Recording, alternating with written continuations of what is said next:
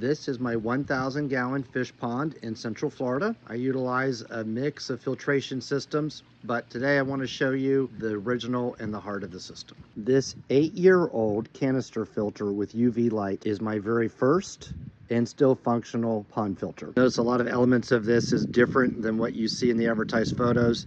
And that's really because over the years, I've modified and played and changed with things to incorporate this filter into my overall pond filtration system. A pro of a canister filter on a small pond, the UV light is built in, bio balls for biological filtration in the bottom, and you have mechanical filtration at the top, and the pressure promotes natural bacteria, which is really good at breaking down the fish waste. Just looking at it, some of the big differences you see is I no longer have the connectors that initially came with it because I have moved this thing around 5 different times. The biggest physical difference you'll see is I have PVC connectors here versus the original slip-ons. Part of that's just because I've evolved this thing in so many times over the years that I wanted custom fittings and ends. The connections to and from the pond, this is coming in from the pump, which is about 30 feet away at the other end of my pond.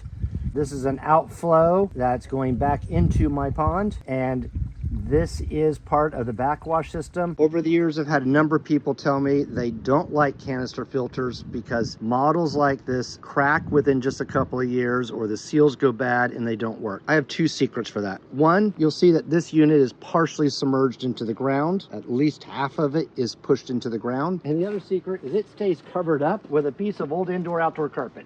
That carpet and the protection of the ground keep the sun off of it, and this thing is sat in pretty much direct Florida sun for 8 years, and the seals are remarkably still good and it's still functioning. This unit has a 13-watt UV light in it. When it's dark, you can see the glow of the lamp through this little viewfinder here. Over the years, I'll say that this push button backwash process doesn't really work effectively anymore, so I do a manual rinse off of the pads. I have valve that comes from the pump. I just turn that like that. I've shut the water flow off. Now I can work on the pump. I'm gonna pop this strap off, move that off to the side.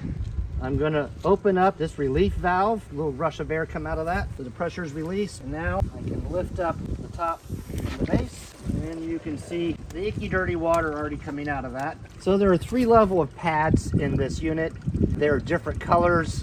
Different colors is different thicknesses.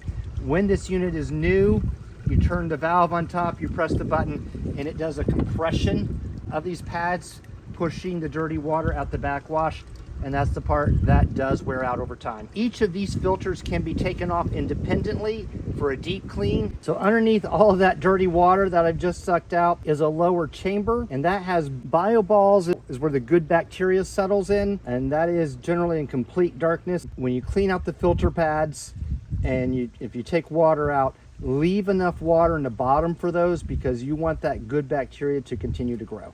So I'm going to use water from the pond to rinse off the buildup of fish waste on this filter. This is about a month of buildup in my pond. I have a 1,000 gallon pond with 6 koi. This pressure filter is my core mechanical filtration system. Once a month, I go through the process of rinsing this fish waste buildup. You can now see the green and yellow sponge filters. There's this O-ring that goes between the lid and the base. I'm just gonna rinse that off. Put the O-ring back onto the pump, sit that back down, take the clamp, pull that back in place, lock it down, turn my water back on, and you can hear it start to fill up. So as I started this process, I opened up this valve. This is a little air relief valve. When the tank is full, water will start trickling out of this just like that.